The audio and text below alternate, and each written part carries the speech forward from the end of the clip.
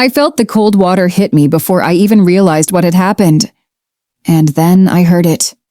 Her whisper, chilling, almost mocking. "Say hi to the sharks." My daughter-in-law had just pushed me off the yacht, and my own son, he didn't move. He just stood there smiling as if watching a show.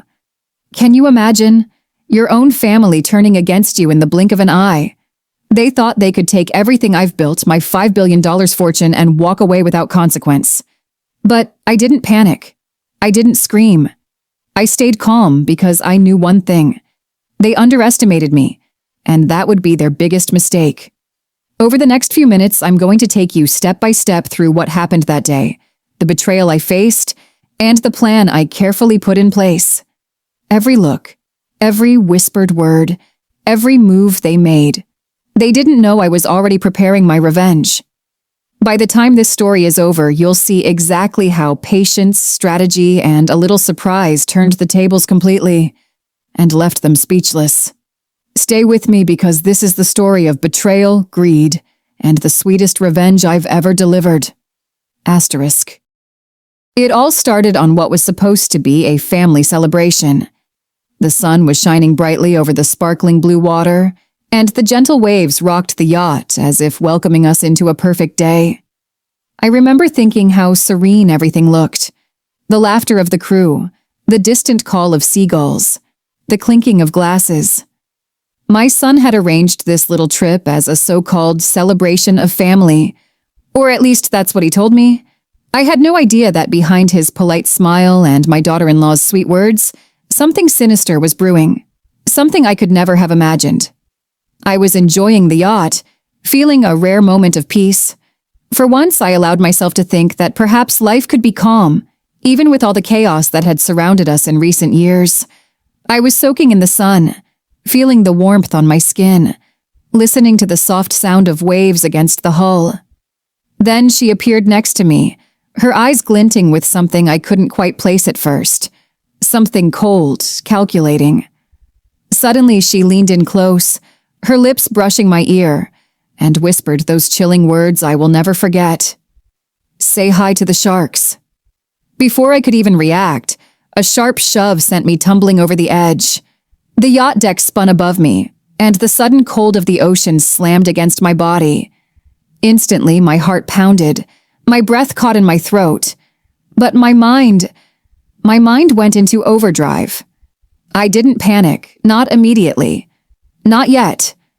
I surfaced, gasping for air, water filling my mouth, my hair plastered to my face. My body was cold, trembling, yet my thoughts were sharp, crystal clear. And there he was, my son, standing on the deck, his arms crossed, a strange, calm smile on his face.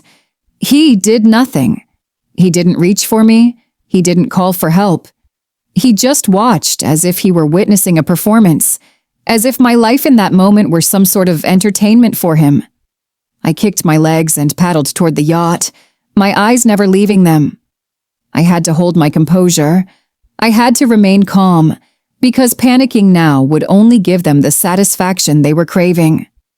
I quietly noted every detail of their plan, every smirk, every subtle gesture. Their intentions were clear to me now. They weren't just being reckless. This was premeditated.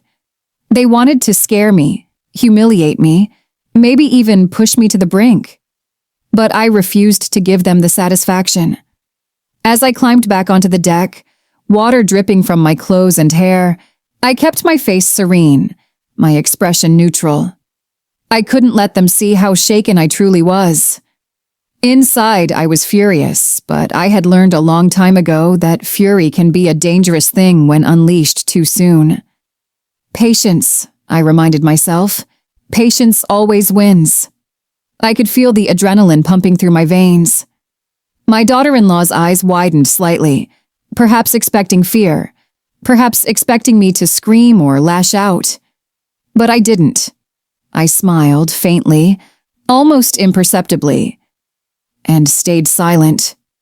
Every move, every whisper between them, I memorized.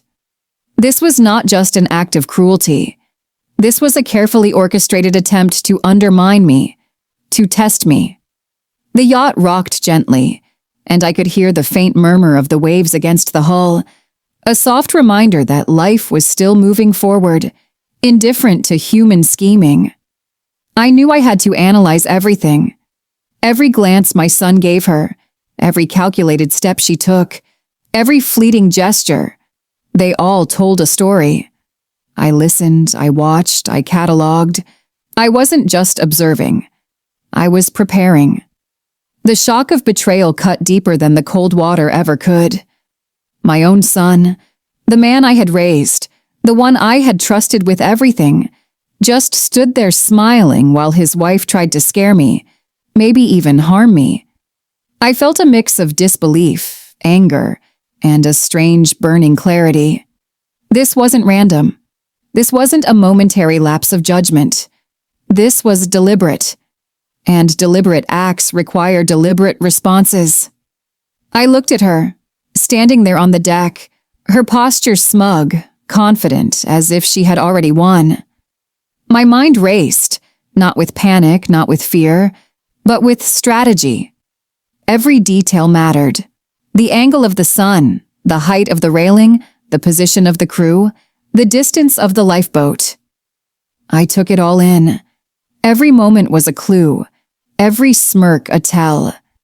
I had to remember this, because this moment would be important later, much later. I began to swim closer to the ladder, moving with purpose, not desperation. My thoughts were methodical. What did they expect me to do? I asked myself. What was their plan after this? Did they think a shove would end it all? Did they think I would be humiliated, broken, afraid? No. I refused to be broken. I refused to be afraid. I would turn this moment into something far greater than fear, a moment that would later define the turning point of everything. As I reached the ladder, my hands gripping the wet metal, I felt their eyes on me. I could sense the mixture of surprise and irritation on their faces. They had underestimated me. They had assumed I would act emotionally, recklessly. They had assumed they had already won. Little did they know they had just revealed everything I needed to know to take control later. Climbing back onto the deck, dripping and shivering, I allowed myself a quiet, almost imperceptible breath. Calm, observant, focused. I looked at my daughter-in-law's face, noting the slight tremor in her smile, the hesitation in her stance. My son's smugness remained, but even he could not hide the subtle tension that flickered across his features. In that moment, a strange clarity washed over me, like a veil lifting. Betrayal was never just about the act itself. It was about the intentions behind it, and the arrogance of assuming I would never see it coming. They had exposed themselves completely. Their greed, their cruelty, their lack of foresight. It was all visible now, like an open book. And I was reading every page. I straightened my posture, shook off the remaining water, and fixed my gaze on them. My voice remained calm, even when I spoke. Interesting, I said softly, letting the single word hang in the air.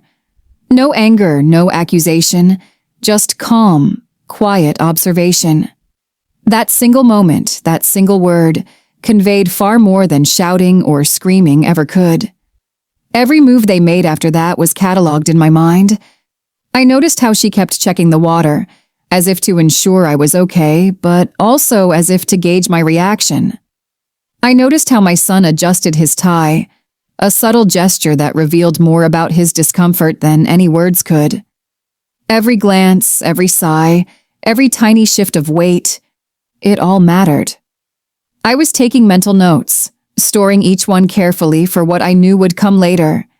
Even as they thought they had orchestrated the perfect act of betrayal, I had already begun planning my response. Patience, observation, and strategy. These were my weapons now, and I would use them wisely. This was only the beginning. As I swam to safety, the cold water lapping against my body, I began to understand the depth of what had just occurred. At first, shock kept my mind in a fog. The physical jolt of being shoved from the yacht, The sudden immersion into icy water, the sheer audacity of my daughter-in-law's actions. But slowly, clarity began to seep in. This wasn't just a rash, cruel act. This wasn't a moment of thoughtless arrogance. No, it was deliberate, calculated, premeditated. I realized just how far they were willing to go. The shove wasn't random. It wasn't a lapse in judgment. It was a message. It was a test. They were gauging my reactions, seeing if I would panic, scream, or perhaps reveal weakness. And even more chillingly, they were testing each other. My son's passive stance, his almost gleeful smile, showed me that he wasn't horrified. He wasn't concerned for my safety. He was complicit. He was part of the plan. This realization hit me harder than the cold water ever could. For a brief moment, anger surged through me, raw and consuming, but I forced myself to breathe, to slow my racing thoughts. I refused to act on impulse. If I allowed emotion to take over now, I would give them exactly what they wanted. And they didn't deserve the satisfaction. Patience would be my weapon. Silence, observation, and strategy would be my armor. Floating in the gentle current, I began replaying the moments leading up to the shove, every detail etched vividly in my mind. How she positioned herself at my side. How she leaned close, whispering those deadly words. Say hi to the sharks. How her hand pressed against me with just enough force to knock me off balance, yet not too much to make it look accidental. And my son, standing by, letting it happen. His smile a mask of control. This wasn't just greed. This was a carefully planned attempt to strip me of everything I had worked for. I thought back to the yacht itself, to every element of the environment that played into their scheme. The height of the railing, the slippery deck, the crew conveniently distracted. It all pointed to a meticulous plan, executed with precision. And as my feet touched the sandy seabed beneath the yacht, I understood the unspoken truth. Their intentions were far more sinister than I had initially imagined. They were not only trying to humiliate me, they were trying to dismantle me, piece by piece, emotionally and financially. I began to assess my options. Panic would not serve me. Lashing out would only feed their confidence, showing them that they had succeeded. No, I needed a different approach. I needed control, strategy, and foresight. I would let them believe they had won. For now. I would retreat, yes, but only to prepare. Patience, I reminded myself, was the greatest weapon in situations like these. The less they suspected, the more powerful I would become. While swimming to the safety of the yacht's ladder, I started to catalog every small detail of their behavior. The way she laughed quietly after I surfaced, the way she nudged my son as if to silently confirm their victory, the subtle arrogance in the way they spoke to the crew afterward. Everything mattered. Nothing would be forgotten. These observations weren't just notes. They were clues to their psychology, to their greed, to the very core of their character. When I finally pulled myself onto the ladder, each rung wet and slippery beneath my fingers, I didn't scream. I didn't accuse. I didn't betray the whirlwind of thoughts racing through my mind. I simply climbed, each movement deliberate, each step measured. My eyes met theirs, and I offered nothing but calm composure, a serene mask that concealed the storm beneath. I wanted them to underestimate me completely, to believe that I had been broken by their audacity. As I steadied myself on the deck, dripping wet and shivering, I reflected on the nature of betrayal. It is often said that betrayal is the sharpest wound because it comes from those we trust most. And in this moment, I understood the truth of that statement more clearly than ever. My own son, the man I had nurtured, raised, and trusted, had chosen complicity over conscience. And his wife, my daughter-in-law, had chosen ambition and greed over morality and family. Their intentions were laid bare, and I had no illusions about the magnitude of what they were willing to do. I began walking slowly across the deck, my gaze steady and calculating. Every step was a deliberate act of observation. I noticed how they whispered to each other, their voices low, but their tone dripping with satisfaction. I could see the plans forming in their eyes, the gleam of entitlement. They thought this was the end of the story. They thought that I had been humiliated, weakened, and frightened into submission. But they had misjudged me completely. In that quiet, dripping moment, I made a decision that would shape everything that followed. I would not confront them immediately. That would be premature, that would be reckless. No, I needed time, the advantage of knowing their intentions fully, and the opportunity to strike with precision. I would watch, I would wait, and I would plan. Patience would be my weapon, and they had just delivered it into my hands willingly. I moved toward a lounge chair, each movement controlled, deliberate. I let the water drip from my hair and clothes, keeping my composure as if nothing had happened. The crew looked on, confused, but I offered no explanation. No excuses. Silence was my ally. The subtle power of composure is something that cannot be underestimated. Even in moments of apparent weakness, the person who remains calm holds the true advantage. As I surveyed the yacht, taking in every detail, the placement of life rings, the distances from the deck to the water, the escape routes I could take if needed, I felt a strange clarity. Betrayal, I realized, is also a form of revelation. It exposes the true character of people, strips away facades, and leaves only raw intentions behind. I could see them now, not as my family, but as players in a game they believed they controlled. And I was already planning my moves. Every small action from that point forward became part of my observation. The way she kept adjusting her hair, the tiny smirk when she thought I wasn't looking, the way my son leaned back, pretending to be casual while monitoring my reactions. Each gesture, each subtle expression, was a breadcrumb that would later guide me to the perfect plan for revenge. And so, as I stood there, dripping, shivering, yet utterly composed, I understood one undeniable truth. Their betrayal had given me something far more powerful than fear or anger. It had given me insight. It had given me patience. It had given me the knowledge that when the time came, I would have the upper hand. This wasn't just an act of greed or cruelty. It was a test, and I had already passed it. They had underestimated me completely, and that would be their greatest mistake. Patience would be my weapon. Observation would be my shield. And when the moment came, their arrogance would be their downfall. For now, I would let them believe they had won. I would retreat, yes, but not out of fear, out of strategy. And while they celebrated their small victory, I began quietly planning my own. Because in the end, the person who waits, the person who observes, and the person who calculates always controls the story. For days, I watched their every move. I stayed in the background, pretending nothing had happened. They believed my silence meant weakness, that my calm demeanor was the mark of someone too afraid to fight back. But little did they know, silence was my weapon. Quietly, carefully, I was gathering every piece of information I could.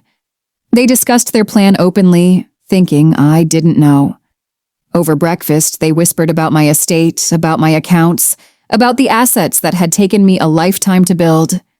They thought I was blind, deaf, or worse, naive. But I was listening to every word. Every conversation, every slip of the tongue, every careless remark they made became another brick in the fortress of knowledge I was building. Meanwhile, I quietly set my own strategy in motion, making sure I would have the upper hand. I didn't shout, I didn't accuse, I didn't let them see the storm raging inside me. Instead, I observed. And in those quiet days, I learned more about their greed, their arrogance, and their weaknesses than they could have ever imagined. The house was filled with a strange energy in those days after the yacht incident. I moved like a ghost through my own home, watching them with a calm that must have unnerved them if they'd bothered to notice. But they didn't. They were too busy congratulating themselves, too absorbed in their fantasy of inheriting what they hadn't earned. At night, I would hear them talking in hushed tones, their bedroom door not quite closed, their voices carrying into the hallway. They spoke about the accounts I held overseas, the properties listed in my name, the collection of antiques and art pieces that had belonged to my late husband.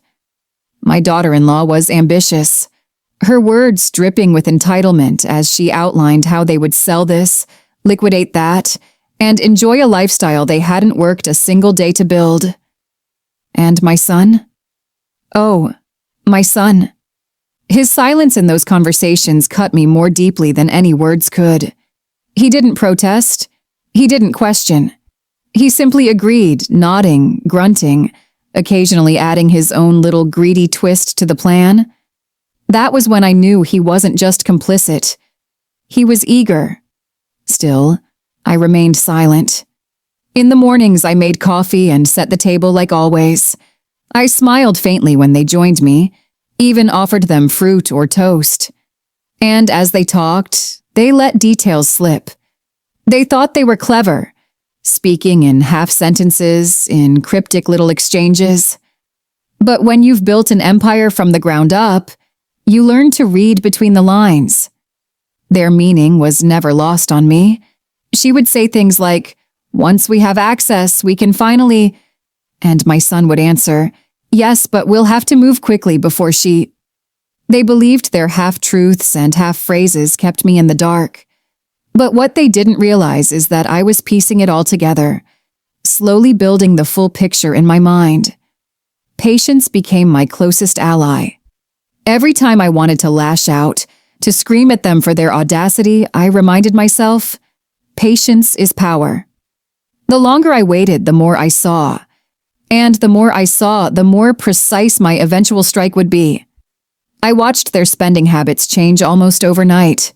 They started browsing online for luxury vacations, as if my fortune were already theirs. She ordered catalogs from yacht companies, jewelry designers, even real estate firms. They left them lying casually on the coffee table, as though flaunting the life they believed was only days away. It was almost insulting how openly they behaved in front of me. They had written me off entirely, convinced I was too weak, too blind, too irrelevant to matter. But as they drowned themselves in fantasies of yachts and mansions, I was drawing up blueprints of my own, the blueprints of their downfall. At night, when the house was quiet and they were asleep, I would sit at my desk with a notebook. I wrote everything down. Dates, times, overheard snippets of conversations, who made calls, who received them, which numbers they dialed. I built a map of their actions, a web that connected greed to arrogance, arrogance to carelessness. Slowly, patterns emerged. My daughter-in-law handled most of the details. She was the planner, the one who thought she was the mastermind. My son, he was the follower, the weak link, always agreeing, never leading. That weakness would matter later. One night I even followed her, quietly, carefully, as she stepped into the study with her phone. She thought I was asleep, but I watched from the shadows as she dialed a number and whispered about lawyers, about documents, about signatures. I didn't hear every word, but I didn't need to. The intent was clear. They were preparing to make their move, and I was preparing mine.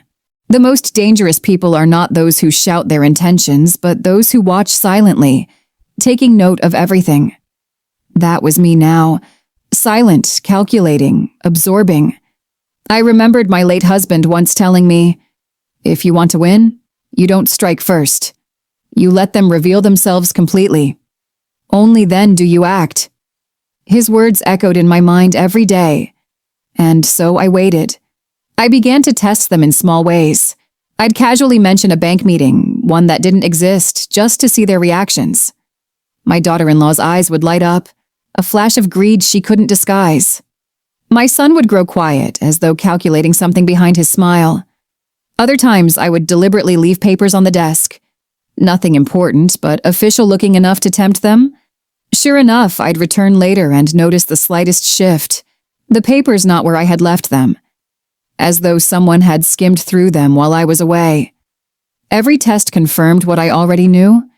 They were circling like vultures, waiting for the right moment to strike. But what they didn't know was that I was no helpless prey. I was the hunter, letting them circle closer, letting them believe they had the advantage. Day after day, I deepened my observations. I watched who they called when they left the house, how they interacted with each other. I began to understand their dynamic. She was in control, yes, but she relied on his complacency, his willingness to go along with her schemes. Without him, her plan would crumble. And without her, he would lack the ambition to act. Together, they were dangerous. Separately, they were vulnerable. And so, I planned not only to defend myself, but to divide them when the time was right. A united front could be dangerous. But a fractured alliance? That could be dismantled with ease. Each evening, I would retreat to my room, lock the door, and think about the empire I had built, about the fortune they were so desperate to steal. It had taken me decades to gather, invest, and protect what I had. And now, two people who hadn't worked a day for it wanted to snatch it away with one shove into the ocean and a handful of lies. The thought of their arrogance burned inside me. But again, I reminded myself, patience. If I acted too soon, I would only wound them. But if I waited, if I planned carefully, I could destroy their scheme completely, leaving them with nothing but regret. I began reaching out discreetly to my own allies, people they didn't know I had, trusted advisors, old friends, a loyal lawyer who had stood by me for decades. Quietly, I set up safeguards, invisible walls that would protect my fortune from greedy hands. They thought the vault was wide open, but little did they know I was already reinforcing it, brick by brick. For days, I kept up the act, smiling faintly, serving meals, pretending to be the frail woman they thought they could outsmart. But inside, I was sharpening my strategy like a blade. Every move I made was deliberate. Every silence was purposeful. I wasn't just biding time, I was weaving a trap. And the most beautiful part? They had no idea. They believed I was blind to their scheme, but in truth, I was the only one seeing the whole picture. And as I watched, as I gathered, as I planned, I made a silent vow to myself. When the time came, I would not simply survive their betrayal. I would rise above it, stronger, sharper, and ready to show them exactly what happens when you underestimate me. And when my revenge arrived, it would be swift, calculated, and unforgettable. For now, I let them laugh, let them whisper, let them dream of fortunes that would never belong to them.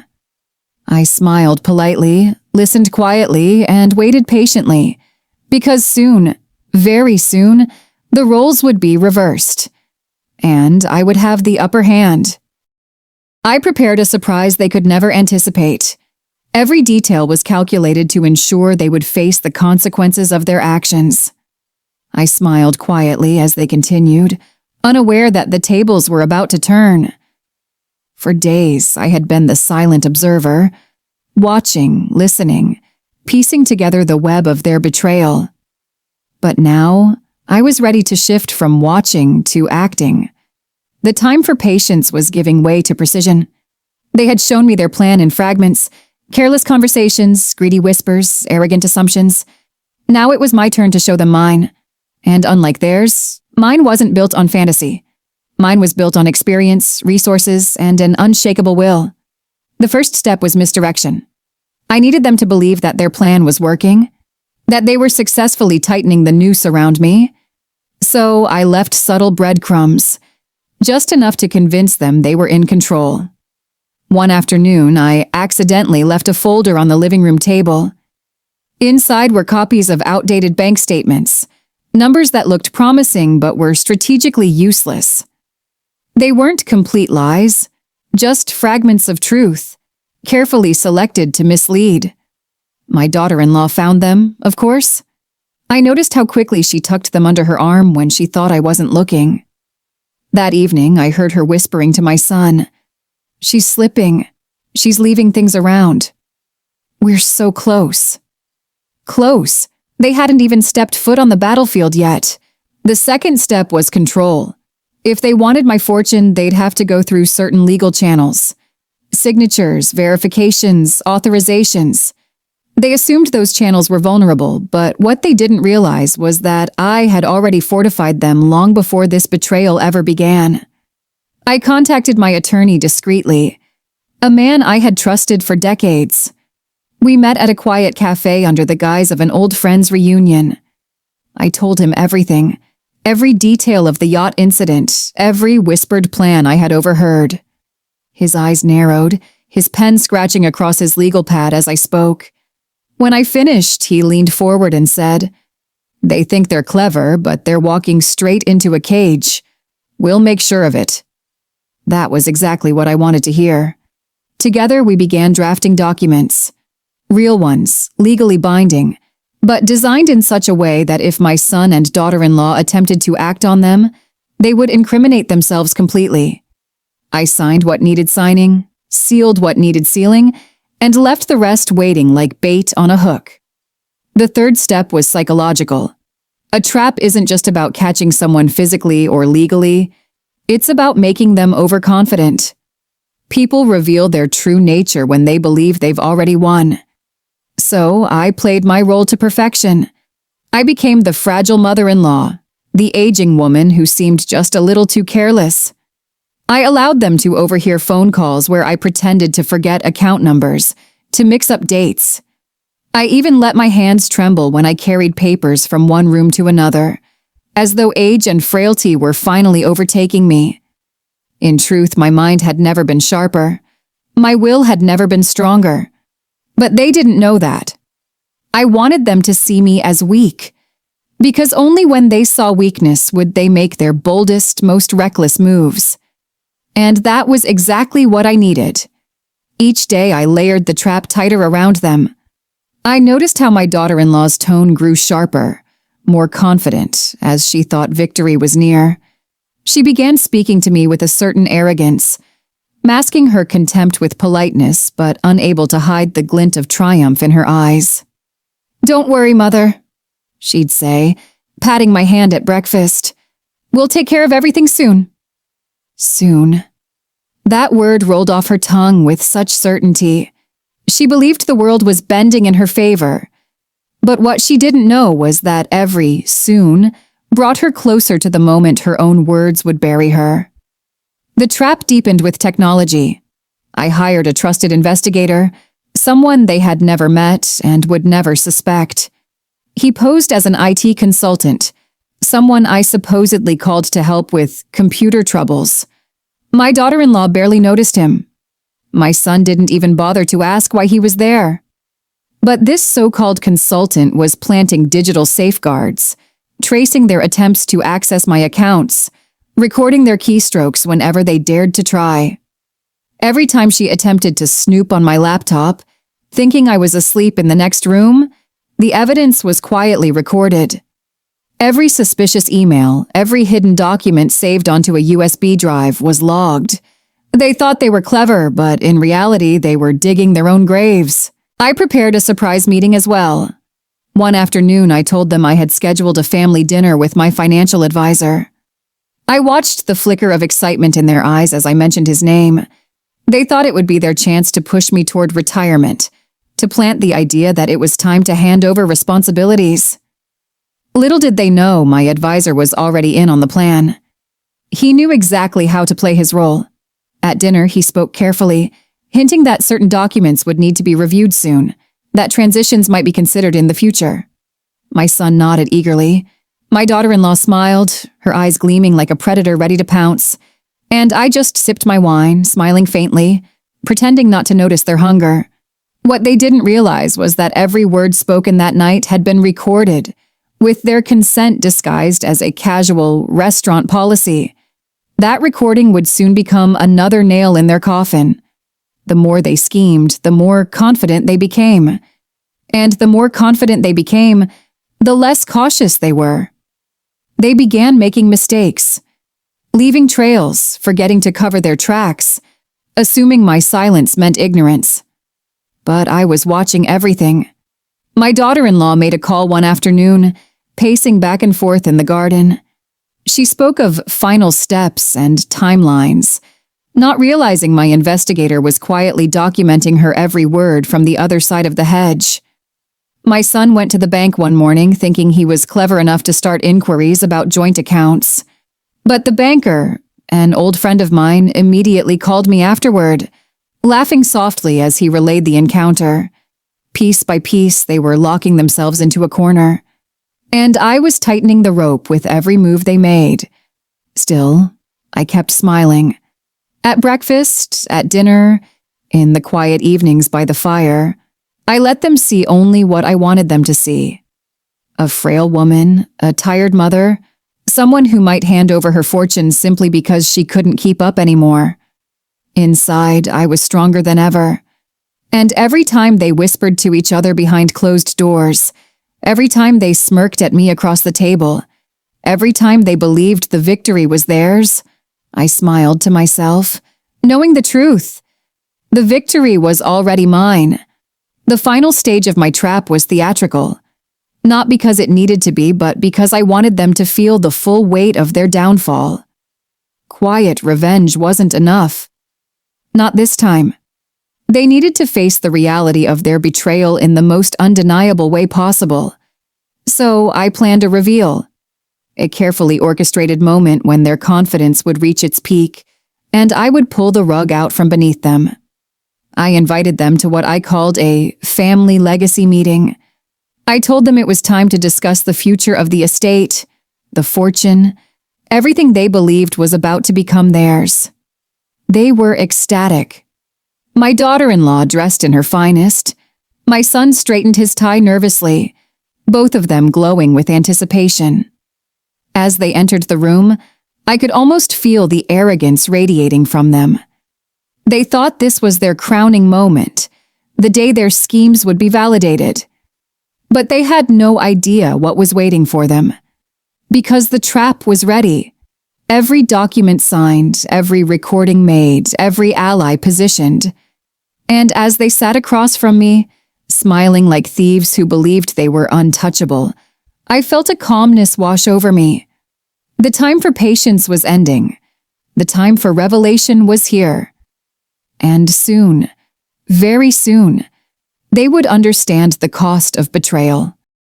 When they returned home thinking they had succeeded, I was waiting. I presented them with a special gift that would leave them speechless. They never expected me to outsmart them so completely. The look on their faces was priceless. They walked through the doors with arrogance practically dripping from their skin. My daughter-in-law led the way, her chin tilted high, her heels striking the floor like she already owned every inch of the house. My son followed, his smile confident, his hands stuffed into his pockets as if he were the king of this world, and I was nothing more than a relic of the past. I stood there in the grand sitting room, calm, collected, and waiting. The chandelier above cast a soft glow over the polished wooden table in front of me, where a single velvet box sat. Small, unassuming, yet powerful enough to change everything. The moment they saw me, a flicker of confusion crossed their faces. My daughter-in-law narrowed her eyes slightly, as though trying to reconcile the image before her with the fantasy she had been living in. My son tilted his head, his smile faltering just for a fraction of a second before he quickly regained it. "Mother," he said smoothly, "we weren't expecting you here. Shouldn't you be resting?" Resting.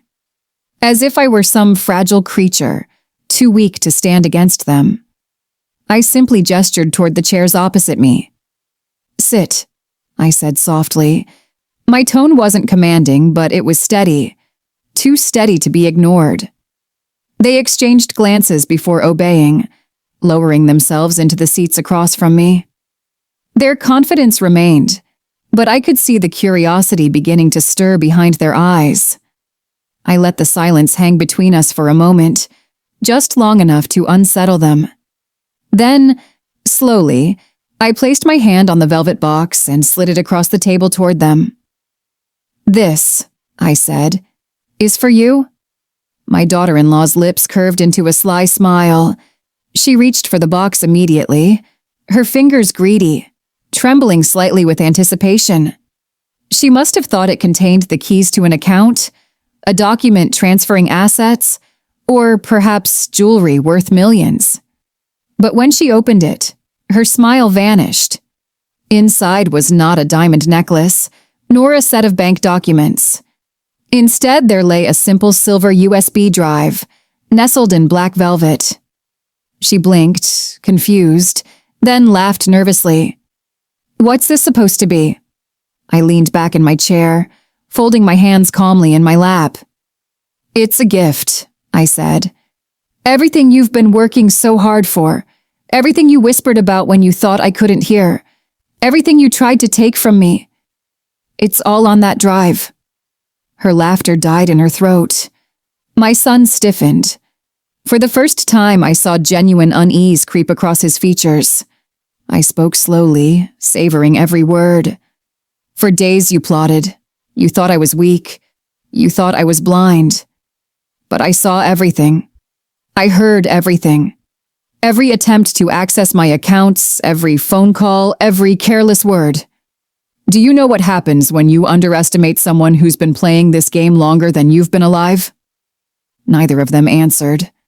I leaned forward, my gaze piercing through their fragile composure. "You lose." Their arrogance began to crack. My son's jaw tightened. My daughter-in-law's fingers fidgeted with the USB drive, her polished nails tapping nervously against the metal. "You're bluffing," she spat, though her voice betrayed her uncertainty. Amused, I gestured toward the television mounted on the wall. With a quiet nod, my investigator, who had been waiting discreetly in the background, stepped forward and pressed a button. The screen flickered to life. And there they were. Their voices filled the room.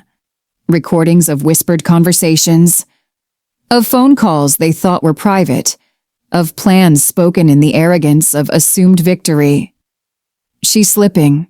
Soon it'll all be ours. Don't worry, the paperwork will make it look legitimate. After this, we'll never have to see her again." The color drained from their faces as their own words echoed back at them. My son shifted uncomfortably in his chair, while my daughter-in-law's hands trembled so violently she nearly dropped the USB. "Still think I'm bluffing?" I asked softly. The room was silent, save for the damning recordings playing one after another. I had chosen each clip carefully, not just enough to reveal their greed, but enough to expose their intent. The conversations about the yacht, the whispers about lawyers, the laughter about what they would do once I was out of the picture. Every word was a knife, and now they were cutting themselves with their own blades. My son finally broke the silence. His voice was strained, forced. "Mother, you don't understand. It wasn't like that. We were just..." "Just what?" I interrupted sharply. "Joking, dreaming, planning my death for amusement." His mouth opened and closed like a fish gasping for air, but no words came. He looked to his wife for support, but she was frozen, her face pale, her eyes darting desperately around the room as if searching for an escape. I leaned back once more, allowing myself a small, cold smile. "You wanted everything I built. The fortune, the estate, the legacy. But what you didn't realize is that I built it by being smarter than those who tried to take it from me. And you two? You were the easiest to outsmart of them all." I let that hang in the air before continuing. "The drive in your hand isn't just recordings. It's evidence. Enough to destroy you in court. Enough to strip you of everything you own. Enough to ensure that neither of you ever touches a cent of my fortune. And the best part?" I paused, savoring the moment. "You handed it to me yourselves." My daughter-in-law's composure shattered. She slammed the USB back into the box, her voice shrill. "You can't do this! We're family!" I tilted my head slightly, my eyes narrowing. "Family? I repeated. Family doesn't push each other off yachts. Family doesn't smile while watching their mother drown. Family doesn't plot to steal what isn't theirs. I let my voice drop to a whisper, filled with icy calm. You stopped being family the moment you betrayed me. The weight of my words silenced them completely. For the first time since this nightmare began, I saw fear in their eyes. Real fear. My son slumped back in his chair, defeated while his wife sat rigid, her knuckles white as she clutched the box. They had thought themselves hunters, but now they realized they had been prey all along. Prey walking straight into a trap they couldn't escape. I rose from my chair slowly, deliberately, letting the silence stretch until it was unbearable. Then, with calm precision, I added the final twist of the knife. Here's what's going to happen, I said. You will leave this house tonight. You will not return. You will not contact me, and you will not attempt to interfere in my life again. Because if you do, I gestured toward the screen, where their incriminating words still lingered. This evidence goes public. And when it does, every door you've ever wanted to open will slam shut forever. The silence that followed was suffocating. I could hear the faint ticking of the grandfather clock in the hallway, each second hammering their fate deeper into stone. Finally, my son stood. He didn't look at me. He didn't speak. He simply turned toward the door, his shoulders heavy, his face ashen. His wife lingered for a moment longer, her eyes blazing with anger, but underneath it was fear. Real, unshakable fear. She clutched her purse, shoved the box inside, and followed after him without another word. The front door closed behind them with a finality that echoed through the house. I stood alone in the sitting room, the glow of the chandelier illuminating the calm smile on my face. The storm was over. The trap had been sprung. And the victory was mine. They had come for my fortune. They had plotted my downfall. But in the end, they were the ones who had lost everything. And the special gift I had given them, the gift of their own words, their own greed, their own betrayal, was a gift they would never forget. Because nothing is more devastating than realizing you've been outsmarted at your own game. And that was the moment I knew my revenge was complete. This story taught me a simple lesson. Patience and observation are powerful. Never underestimate someone you think is vulnerable. My son and his wife looked at me and saw weakness. They saw age, fragility, someone they could manipulate and discard. But they failed to see the truth, that experience, composure, and quiet strength are far more dangerous than greed could ever be. I stayed calm when they pushed me off that yacht.